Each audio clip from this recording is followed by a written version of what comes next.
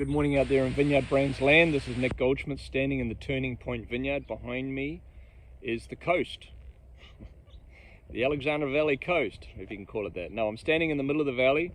To my south, just a little ways down there is Geyserville, and to my north is Cloverdale, and I am standing in Block 1 Cabernet, which is west facing.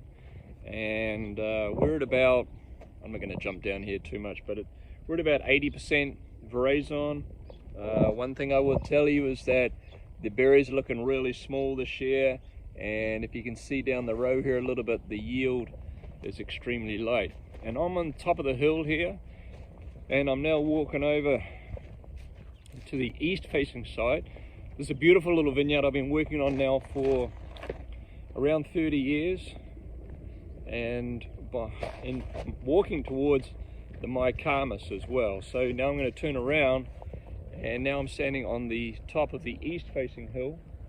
Those are the Mycamas. Of course, if you cross those, you would be in Napa, and you can see that's Mount St. Helena right there.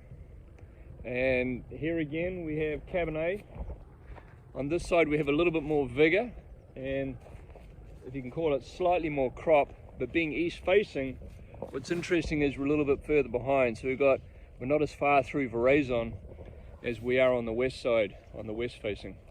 Most of what we do for the first vintages that we'll be making for you guys will be coming from here, and if I continue to walk down the road, this is where the Merlot is as well.